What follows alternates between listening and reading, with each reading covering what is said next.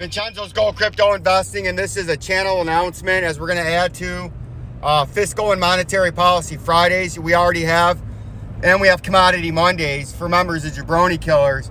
We're going to add in on Wednesdays. We're going to do, with everything going on now, members of Jabroni Killers would care more about what I have to say other than the cryptos. That's why they're supporting the channel and joining Jabroni Killer members to hear all the other stuff that's going on in the world that old Vincenzo thinks and sees and wants to comment on. Wednesdays are going to be War Room Wednesdays at Vincenzo's Gold Crypto Investing Newsroom, right? We're going to have a News Wednesday. It's a War Room Wednesday because you can see the setup, what's going on now. Just look throughout history. When the governments around the world, because everything's interlocked and correlated with each other and interchangeable, when countries are at the brink of financial crises and citizens are starting to revolt against oppressive and overly oppressive governments, depending on what country you're in, right? That's a big problem. And throughout history, look what happened after you had the Great Depression. You had World War II right after, right? You had the NASDAQ collapse and a financial problem in 1999. You went to war in Afghanistan a year later, right? 1990, 1980, wars, right? You're having financial problems. And right now you're at a precipice around the world where you're on borrowed time in this Keynesian fiat monetary policy, and country after country after country are going through liquidity and bank crisis after liquidity and financial and bank crises after another. It's went through the European Union, country by country, France, Italy, Greece, all those, you just name a country over there and they're going through problems, right? Australia, major civil disobedience, which I don't even call it civil disobedience.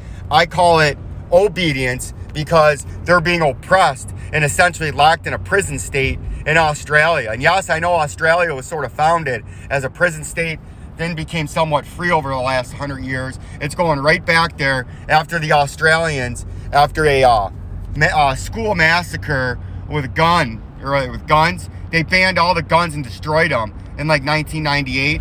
And 2 short decades later, they're in a prison state, right? Because they have no way of fighting their oppressor. And in this case, it's the worst kind of oppressor because it's a government oppressor. And they have unlimited resources and unlimited funds because they tax you and oppress you with the tax money that they're stealing from you, right? Look at Canada. The Canadian citizens, y'all are Canadian friends. And I love my Canadian neighbors just to the east of my house in the greater Roseville metropolitan area in the great state of Michigan, right? Canada border, U.S.-Canadian borders, only about 2.5 miles to the east of where I live. Love my Canadian neighbors to the east and to the north, and to the south, because there is a little bit of Canada to the south of me. But they've been oppressed. They've been under essentially the British law since it started. But they had more freedoms than the Queen would have allowed. But the Americans branched away from the Queen. The Canadians still have the Queen on their money. The Canadians still rule under the law of the Queen, where the Queen has the power and grants from time to time privileges of varying extents throughout history, depending on what's going on at that particular time. But they can rescind them, just as Justin Trudeau did, as the Canadian citizens don't want to be vaccinated to work, right?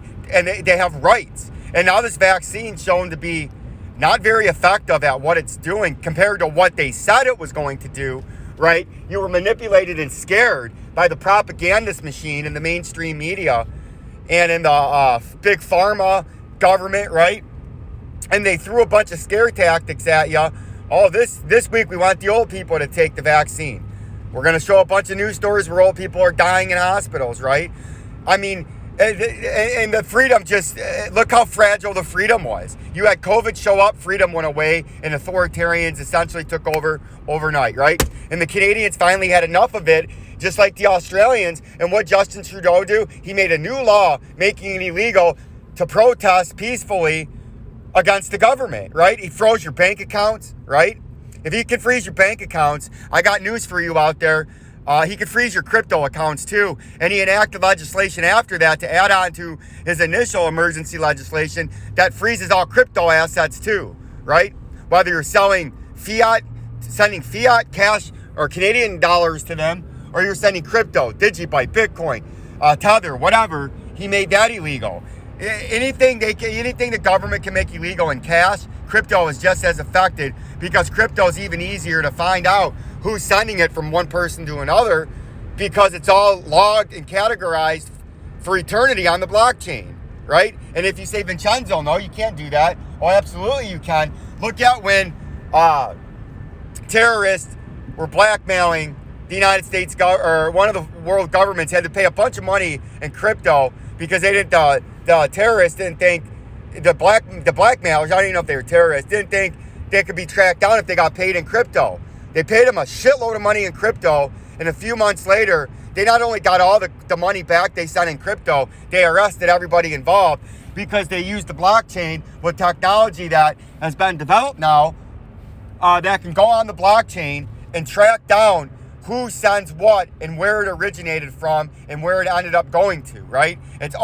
When it's all categorized and archived and logged, because it's the safest peer-to-peer network. It's got to be approved. It's got to be real, the safety. It's there and stored for somebody with technology to come in at a later time and tap it if they want to. And that's what Justin Trudeau did when they tried to shut down the peace movement, right? Because governments don't like peace movements. Governments need war. And right now, inflation is out of control. Products are in shortage because they shut the world down and they're at the end of a line and they're starting to build up for the next great war. And that's why we're having War Room Wednesdays on Vincenzo's Gold Crypto Investing members for Jabroni Killers, to get people that want to understand a full realm of what's going on outside just the cryptocurrency world. And that's why I have Fiscal and Monetary Policy Fridays and I have Commodity Mondays, because you guys need to be made aware of and need to start understanding what's going on when financial crises in major countries start to happen. They bring you to war. And that's why the Russia war is starting to start, because the US, Canada, Australia, Europe, Russia, they're all at financial ruins. And Joe Biden's up there saying we're bringing down the Russian economy by sanctions. The only one he's sanctioning is the Russian people and the United States people that consume the products that the Russians are producing and selling, right? We have to pay the higher taxes and the higher price and the cost of that good to get here. And when you start sanctioning people and you start fucking with their finances like we're doing with China, we're doing with Russia, they eventually retaliate with war, because China owns the U.S. They own all of our debt. And we're going to sit there and fuck and bitch slap the people holding your debt? No, you don't do that. That's like bitch slapping your banker. You bitch slap the banker, he cuts you off and you're fucked, right? China's the U.S. banker, right? So you don't fuck with them, and now we're fucking with them. So that's why this war's starting. The fucking Wall Street Journal. They all want you to they can't let you just read their stupid article. But they all are starting this upheaval, destabilizing it as a long-told thing from some very knowledgeable people over the last 25, 30 years. Set around 2030, even back in 1980, 1990, they were saying 2025 to 2030. Really centered around 2030 is when China would be fully developed and have a Air Force and a Navy capable of winning a world war, and that's when the war would happen. Now we're getting close to the middle 2020s, and you're starting to see the destabilization really taking shape and really accelerating. And now you got a major country invading another country that's on a border of that major country, right? And it's all, the mainstream media is a bunch of propaganda, what they're spewing, right? But you can see what they're playing you. People bought hook, line, and sinker the COVID nonsense. They're buying this war nonsense too. And the people in the U.S. are calling and are angry at the Russian people. It ain't the Russian people, it's the Russian government, right? Just like you had your liar, Maxine Waters, a know-nothing communist that speaks to very uneducated voters, and that's what the government likes, very uneducated voters. As she says, the wages are up 4.7%, highest in 4 decades. Yeah, well, inflation is up 7.6%. Hence, the real wage, you're down 3.5%. Some of the worst in history, right? Because she's a propagandist. Then she says, part of the problem with the inflation is greedy corporations rising prices. No, you communist, an uneducated communist talking to uneducated voters because they're all dumbed down and this lady is a communist propagandist machine. It's not greedy corporations raising prices. And this is another thing that we're going to be talking about on the next episode of Fiscal and Monetary Policy Fridays is wage and price controls, specifically price controls. But it's going to lead into wage controls because they're going to want employers to raise wages as they cap the price of products, right? You're going to get wage and price controls, and that's what she's already planting the seed of greedy corporations causing the rises in rises in consumer goods. That's not the cause. The cause is her and her government philosophy and her government rulings and her government legislation and her government actions. By allowing loose monetary policy, right? Printing a bunch of fake money and allowing the government to subsidize everything. Paying for healthcare, paying for housing, paying for this, paying for food stamps, paying for illegals, sending money over there, allowing the bad monetary policy and the criminal Federal Reserve that's there as it's not a reserve and it's a private organization. It's not affiliated with the United States government, run the country and the banking system, right? And essentially print us counterfeit. It's her. She's causing inflation. And now she's going to enact draconian wage and price controls on businesses to further destroy private business and the centralized business and essentially have the government control everything. Control the healthcare, control housing, control business and corporation to where the government grows your food, the government sells you your food, the government builds your houses, the government logs your lumber, the government purifies your water, the government runs your electricity, right? That's not what you want. That's what happens in communism and socialist countries where freedom's lost, dictators take over, and a bunch of innocent civilians are slaughtered, right? You need to wake up and see what the fuck's going on. You need to become members of Jabroni Killers because we talk about all of this as there's a major war setting up, and I think there's going to be a major event in the United States on the home soil, whether it be a bomb, chemical, biological, shooting, some kind of terrorist act in the coming years. I'm not saying today, tomorrow, or next month, or even next year, but in the coming years, a major crisis, a major attack.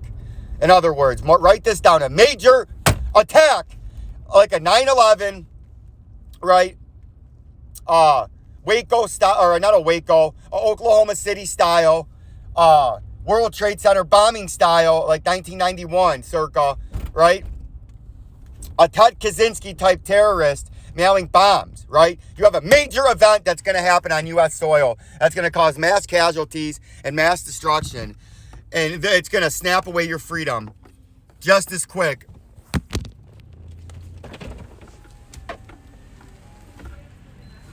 Thank you. Have a good one.